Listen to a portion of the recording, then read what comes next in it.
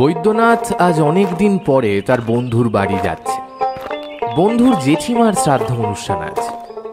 এমনিতেই কোনোভাবেই ছুটি পায় না বৈদ্যনাথ। আসলে অফিসের এত চাপ থাকে সব সময়, আর ভুল করে ছুটি পেয়ে গেলেই বাড়িতে বিছানায় ঘুমিয়ে থাকতে ইচ্ছে করে।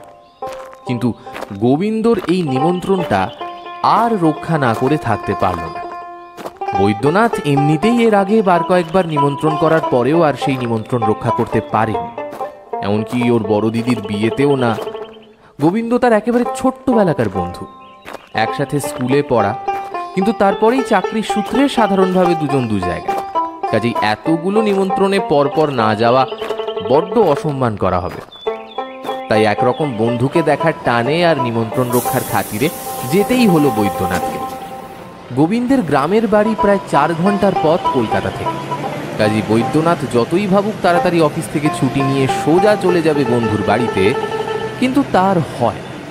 ট্রেন বাস সব কিছু দেরি হতে হতে বাস যখন আমডাঙ্গা নামলো তখন প্রায় মাঝ দুপুর। তারপর লোকজনের কাছ থেকে ঠিকানা নিতে নিতে অবশেষে চোখে এলো সাদা রঙের কাপড় দিয়ে প্যান্ডেল করা একটা অনুষ্ঠান বাড়ির মতো। গোবিন্দর বাড়ি ভেবেই বৈদ্যনাথ বাড়ির ভেতর চলে গেল। এতদিন পর বন্ধুকে দেখা মাত্রই গোবিন্দ ছুটে এলো তার কাছে।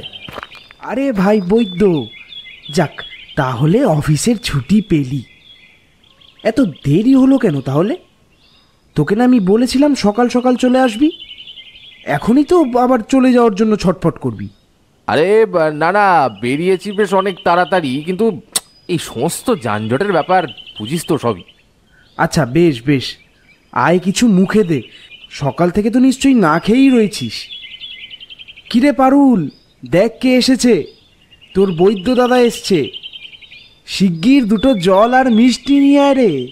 পারুল গোবিন্দর ছোট বোন, বেশ মিষ্টি মেয়ে, বয়স ওই 15-16 হবে।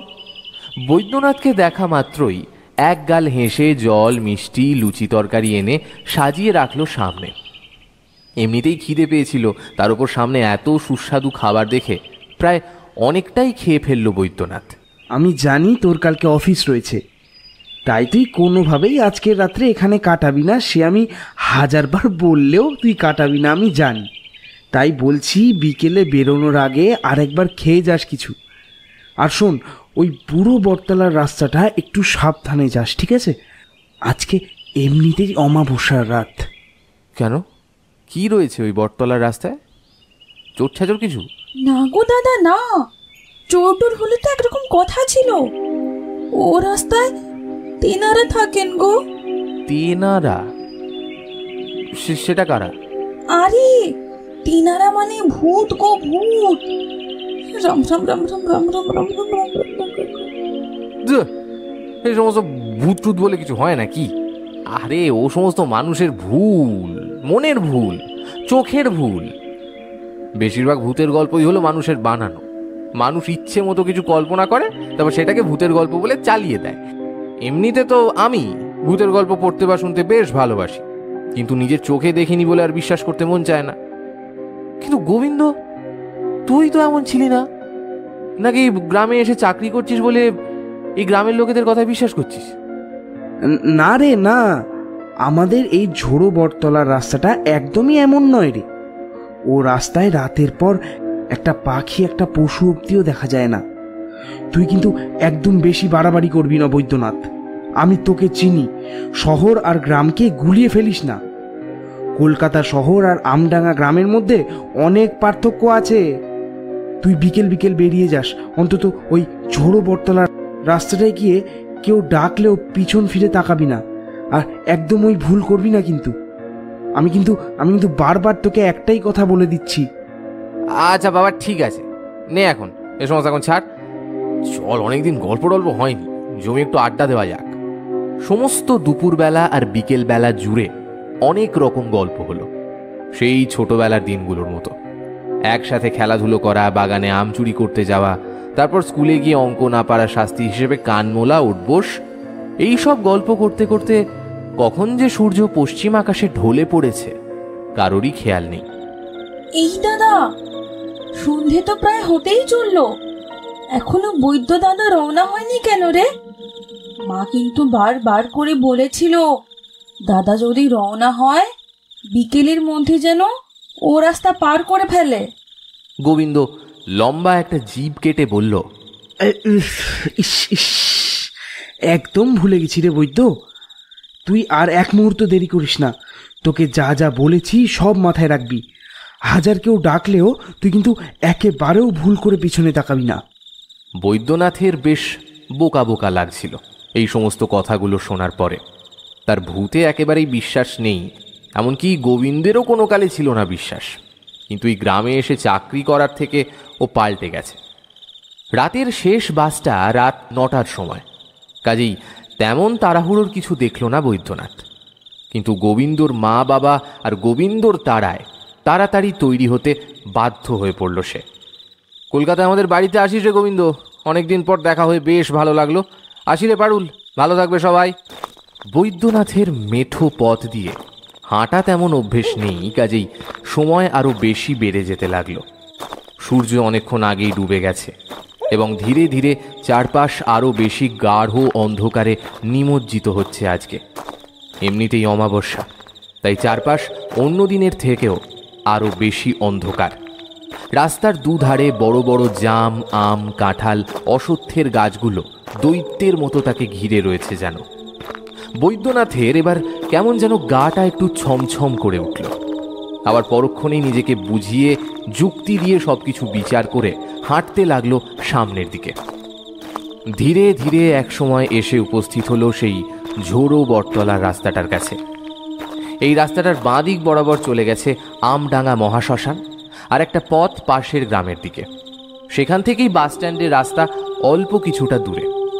বৈদ্যনাথের মনে পড়ে দুপুরে এই পথ দিয়েই সে গেছিল, কিন্তু রাতের বেলায় জায়গাটা কেমন যেন নিস্তব্ধ, নিশ্চুপ, অন্যরকম। সত্যি সত্যি এমন অমানিসার মতো গাঢ় অন্ধকারে বড় বটের ঝুড়িগুলো দেখে শুকনো চেহারার কঙ্কাল আর অশরীরী বলেই মনে হচ্ছে। মনের মধ্যে থেকে এই বিচ্ছিরি ভয়ের ভাবটাকে কাটাতে একটা গান ধরল সে। গুনগুন করে গান গাইতে গাইতে সামনের দিকে এগোতে লাগলো আর মাঝে মাঝে হাতের টর্চ লাইটটা জ্বালিয়ে দেখতে লাগলো সামনের পথ। কোথায় যাচ্ছ এত রাতে? হঠাৎ পেছন থেকে একটা নারী কণ্ঠ ভেসে এলো। সেই কণ্ঠের আওয়াজ শীতল এবং শান্ত। এতটা শীতল স্বর এর আগে কখনো হয়তো শোনেনি। পেছন দিকে ঘাড় ঘুরিয়ে দেখতে যাবে, ঠিক তখনই মনে পড়ল গোবিন্দর বলা সাবধান বাণী, যা কিছু হয়ে যাক না কেন ভুল করেও পেছন দিকে তাকাবি না। আবার ভেসে এলো সেই নারী কণ্ঠ। আমি এই পথ একদম চিনি গো। আমায় তোমার সাথে করে সামনের রাস্তা পর্যন্ত নিয়ে যাবে গো। আমার পায়ে বড্ড ব্যথা, বড় কষ্ট হচ্ছে আমার। সেই করুণ আর্তনাদের মধ্যে কি ছিল নিজেও জানে না বৈদ্যনাথ। ঘাড় ঘুরিয়ে পেছনের দিকে তাকালো সে, আর সঙ্গে সঙ্গে ভয় পেয়ে হাত থেকে ছিটকে পড়ে গেল তার হলুদ রঙের আলো জ্বলা টর্চটা। আর সে নিজেও সেই মেঠো রাস্তার উপর হুমড়ি খেয়ে পড়ল। নিজের চোখকে যেন কিছুতেই বিশ্বাস করতে পারছে না বৈদ্যনাথ। তার সামনে যে দাঁড়িয়ে রয়েছে তার চেহারা সাংঘাতিক ভয়ানক। পরনে লাল শাড়ি, গলাটা একদিকে ঝুলে রয়েছে কাত হয়ে, যেন কেউ গলার হাড় ভেঙে দিয়েছে। গলার মাঝ বরাবর মোটা লাল কালশিটে দাগ। চোখের মনির রং ধবধবে সাদা। ঠোঁটের একটা কোণ দিয়ে গড়িয়ে পড়ছে লাল রঙের তাজা রক্ত। তার বড় বড় দাঁতগুলো ঠোঁটের ফাঁক দিয়ে বেরিয়েছে বেশ খানিকটা। একটা রক্ত জল করা হাসি হাসছে সেই মেয়েটা, আর তার ভয়ঙ্কর হাসির শব্দে কেঁপে কেঁপে উঠছে সেই নির্জন পথ। বৈদ্যনাথ বহু কষ্ট করে টেনে টেনে নিজেকে তুলল মাটি থেকে। তার ডান হাত আর হাঁটু অনেকটা ছড়ে গেছে, সেখান থেকে গল গল করে রক্ত বেরোচ্ছে। এতদিন তার ভাবা সমস্ত ভাবনা, চিন্তা, বিশ্বাস সব কিছু এক নিমেষে ধুলো মাটিতে মিশে গেছে। এতদিন কলকাতার ঝাঁ চকচকে শহরে বসে যেগুলোকে নিছক মানুষের কল্পনা ভাবত, আজকে এমন অমাবস্যার রাতে এই একা পথে সাক্ষাৎ প্রেতের সাথে দাঁড়িয়ে নিজেকে অসহায় লাগলো তার।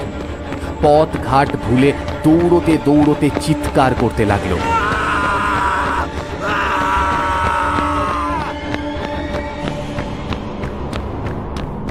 ছুটতে ছুটতে ঠিক কতটা পথ গেছে নিজেও জানে না। হঠাৎ নিজের মাথার কাছে প্রচণ্ড ঠান্ডা আর শক্ত কিছুতে একটা ধাক্কা লাগে তার।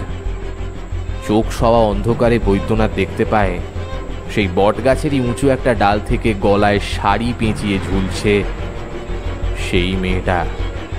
তার একটা জিভ বেরিয়ে রয়েছে, ঘাটটা একদিকে ঝুলে রয়েছে অনেকটা, আর সেই বেরিয়ে আসা জিভ থেকে ফোঁটা ফোঁটা করে টাটকা তাজা রক্ত পড়ছে বৈদ্যনাথের মাথার উপর।